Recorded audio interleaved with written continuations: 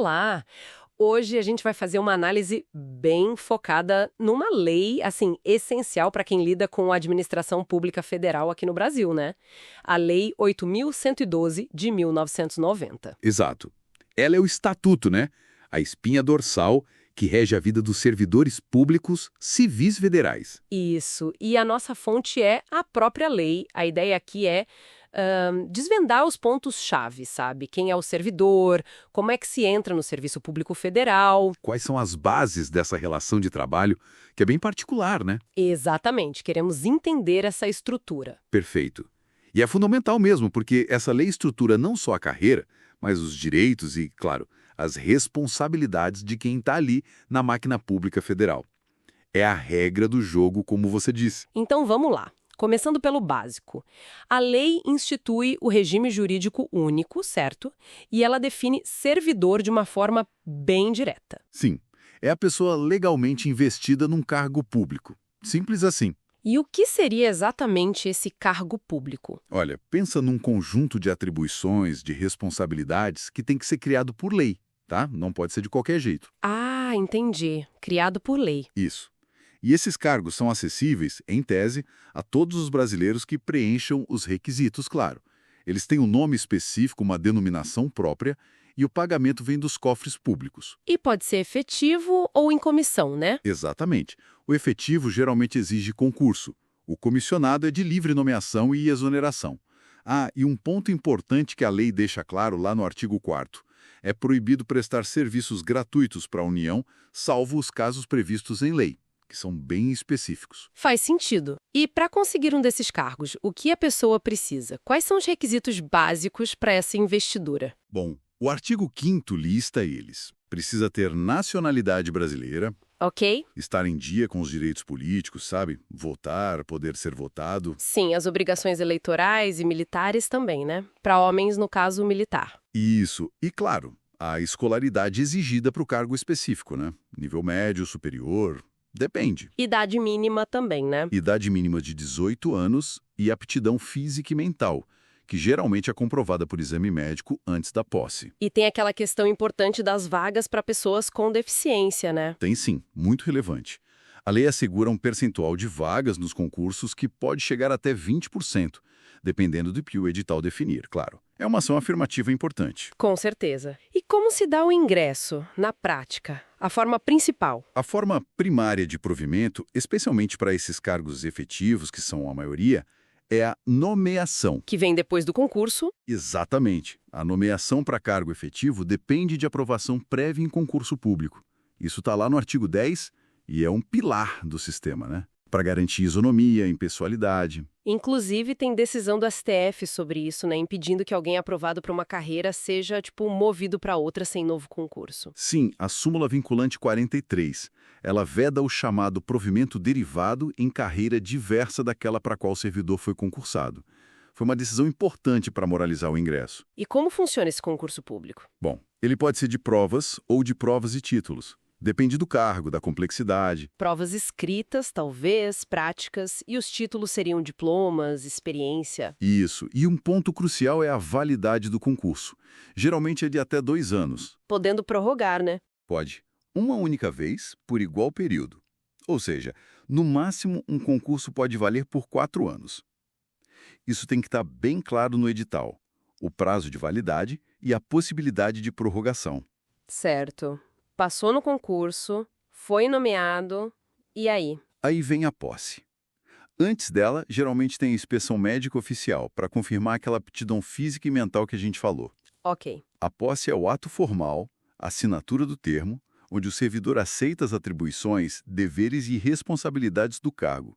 É quando o vínculo se concretiza mesmo. E tem prazo para isso acontecer.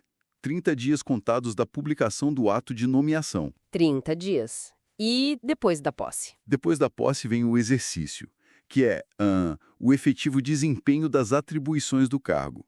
É quando o servidor começa a trabalhar de fato. E tem prazo para começar a trabalhar também? Tem. São 15 dias contados da data da posse. Se não entrar em exercício nesse prazo, o ato de nomeação pode ser tornado sem efeito.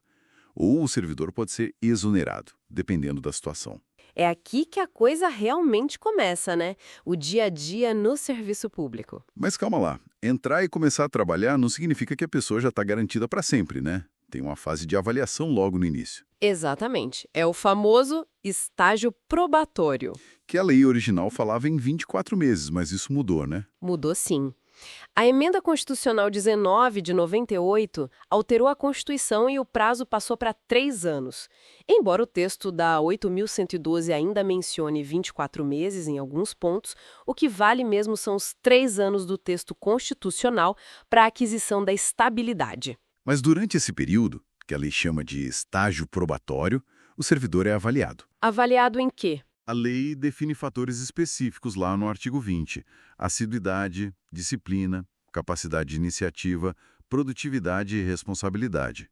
É um período para verificar na prática se o servidor tem mesmo aptidão para o cargo para qual foi concursado. É tipo um test drive de 3 anos, então. É uma boa analogia, sim. É um filtro importante para garantir a qualidade do serviço. Passando por essa avaliação, sendo aprovado no estágio probatório, Aí sim vem a estabilidade. aí sim, o servidor concursado, nomeado para cargo efetivo, adquire estabilidade após esses 3 anos de efetivo exercício. Isso está no artigo 21, já considerando a atualização constitucional. E o que significa essa estabilidade na prática? Por que ela é tão comentada? Bom, a estabilidade significa que o servidor público concursado e aprovado no estágio probatório não pode ser demitido arbitrariamente. Ele só perde o cargo em situações bem específicas. Quais seriam? Basicamente, são 3. Sentença judicial transitada em julgado, ou seja, uma decisão da justiça da qual não cabe mais recurso. Ok. Processo administrativo disciplinar, o famoso PAD, mas que tenha assegurado ampla defesa ao servidor. Direito de se defender e apresentar provas. Exatamente. E uma terceira hipótese, que é mediante procedimento de avaliação periódica de desempenho, na forma de lei complementar, também assegurada ampla defesa. Essa última ainda depende de regulamentação mais detalhada. Mas a ideia central da estabilidade é proteger o servidor de perseguições políticas, de pressões indevidas, garantindo a continuidade e a imparcialidade do serviço público. Entendi. É uma garantia importante, mas que também gera debate, né? Com certeza. O equilíbrio entre essa garantia e a cobrança por eficiência é um debate constante. Falando em dinheiro agora, como a lei organiza a questão da remuneração? A lei faz uma distinção importante que às vezes confunde um pouco. Ela fala em vencimento e remuneração. Qual a diferença? O vencimento, segundo o artigo 40, é a retribuição básica pelo exercício do cargo, fixada em lei. É o salário base, digamos assim. Tá. E a remuneração? A remuneração no artigo 41 é o vencimento do cargo efetivo, acrescido das vantagens pecuniárias permanentes estabelecidas em lei. Ou seja, é o valor bruto total que o servidor recebe, incluindo o base, mais os adicionais e gratificações que não são eventuais. Ah, então a remuneração é o todo e o vencimento é a parte base. Exato. E a lei traz garantias importantes aqui, como a irredutibilidade da remuneração, salvo exceções constitucionais, e também que nenhum servidor pode receber menos que o salário mínimo. E essas vantagens que compõem a remuneração, o que são elas? A lei agrupa as vantagens em categorias. Temos as indenizações, que não se incorporam ao vencimento para nenhum efeito, e servem para compensar gastos do servidor em razão do serviço. Tipo o quê? Diárias para cobrir despesas de viagem a trabalho, ajuda de custo para mudança quando o servidor é removido para outra cidade, indenização de transporte para quem usa veículo próprio ao serviço e o auxílio moradia em alguns casos específicos. Entendi. Essas são para cobrir custos. E as outras? Temos as gratificações e os adicionais. Essas sim geralmente têm um caráter mais remuneratório. Exemplos. Gratificação natalina, que é o nosso 13º salário, gratificação por encargo de curso ou concurso, se o servidor atua como instrutor ou em bancas, e os adicionais que são pagos por condições especiais de trabalho. Ah, tipo adicional de insalubridade, periculosidade. Isso, ou atividades penosas. Tem também o adicional por serviço extraordinário, as famosas horas extras. Adicional noturno para quem trabalha à noite. Exatamente. E o adicional de férias, aquele terço a mais sobre a remuneração das férias. É uma estrutura, assim, que tenta compensar as diferentes exigências e condições do trabalho no serviço público. É, parece bem detalhado. Mas claro, né, essa estrutura toda de direitos, remuneração, estabilidade, ela vem junto com uma série de deveres, imagino. Com certeza. Não existe direito sem dever, especialmente no serviço público. O artigo 116 da lei traz um rol bem extenso de deveres do servidor. Quais são os principais, assim, os que mais se destacam? Olha, tem vários, mas alguns são chave. Exercer as atribuições com zelo e dedicação, ser leal às instituições a que servir. Lealdade é importante. Fundamental. Observar as normas legais e regulamentares, cumprir as ordens superiores, exceto quando manifestamente ilegais. Ah, essa exceção é crucial. Essencial. Atender o público com presteza, urbanidade e sem preferências, levar ao conhecimento da autoridade superior as irregularidades de que tiver ciência em razão do cargo, guardar sigilo sobre assunto da repartição. Sigilo profissional. Sim. Manter conduta compatível com a moralidade administrativa, ser assíduo e pontual ao serviço.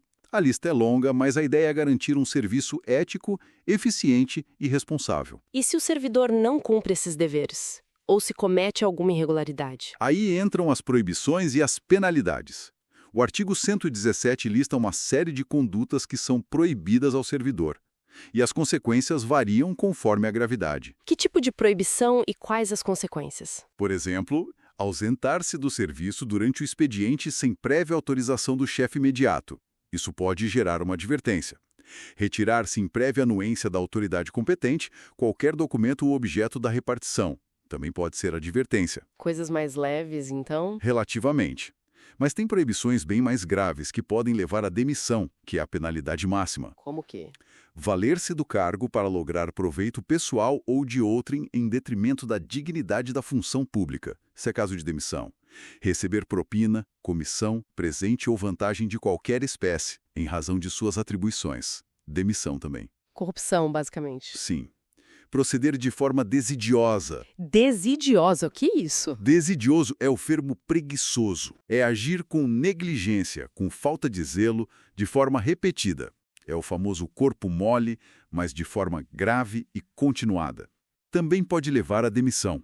Usar pessoal ou recursos materiais da repartição em serviços ou atividades particulares. Demissão. A lei é bem rigorosa com desvios graves de conduta. Entendi. É a contrapartida pelos direitos e pela estabilidade, né? Exatamente. É a responsabilidade que vem com o cargo público. E para a gente fechar o ciclo de vida do servidor na lei, como é que um cargo público fica vago? Quais são as formas de vacância? A lei lista as hipóteses no artigo 33. A vacância ocorre com a exoneração. Que pode ser a pedido do servidor ou por decisão da administração, né? Sem ser punição. Isso. Ou pode ocorrer pela demissão, que é a penalidade como a gente viu. Certo. Também ocorre vacância com a promoção, quando o servidor sobe para outro cargo na carreira. Com a readaptação, que é quando o servidor tem uma limitação física ou mental e é colocado em outro cargo compatível. Aposentadoria também, né? Sim, a aposentadoria gera vacância. A posse em outro cargo público inacumulável. Se o servidor passa num concurso para outro cargo que não pode acumular com o atual, ao tomar posse no novo, o antigo fica vago. E claro, o falecimento. E o falecimento do servidor, infelizmente, também é uma causa de vacância do cargo. Entendido. Então, fazendo um resumo rápido aqui, a Lei 811 é tipo um manual completo da vida do servidor público federal, né? Ela mostra como entrar pelo concurso, como ser avaliado no estágio probatório, Estabelece os direitos como remuneração e, é importante, estabilidade. define os deveres e o que é proibido fazer. E também como o vínculo pode terminar, as formas de saída, a vacância. É um mapa bem completo mesmo. Exatamente. E se a gente olha para o quadro geral, para que serve toda essa estrutura? Ela busca um equilíbrio que nem sempre é fácil de achar, mas é o objetivo. Equilíbrio entre o quê? Entre profissionalizar o serviço público, dar garantias e direitos ao servidor para que ele possa atuar com segurança e imparcialidade, e, do outro lado, garantir que esse serviço seja prestado com eficiência, com ética, com moralidade, atendendo ao interesse da sociedade, que é quem paga a conta, no fim das contas. É a base desse contrato, né? Entre o servidor e o Estado e indiretamente com a sociedade. Perfeitamente. é a tentativa de estruturar essa relação complexa. Fica aí, então, talvez uma reflexão final para o nosso ouvinte. Como é que essa estabilidade, que é uma marca tão forte desse regime, conversa ou às vezes conflita com a cobrança por desempenho, com os deveres que a própria lei impõe de forma rigorosa? É uma ótima pergunta. Pensar nesse equilíbrio, ou talvez na percepção que as pessoas têm desse equilíbrio, pode ajudar a gente a entender um pouco melhor tanto a imagem que o serviço público tem lá fora, quanto a própria motivação de quem está trabalhando lá dentro, né? Como conciliar a segurança do cargo com a necessidade constante de entrega e responsabilidade. É um ponto central para se pensar sobre a dinâmica entre o indivíduo e a administração pública. Uma reflexão que vale a pena.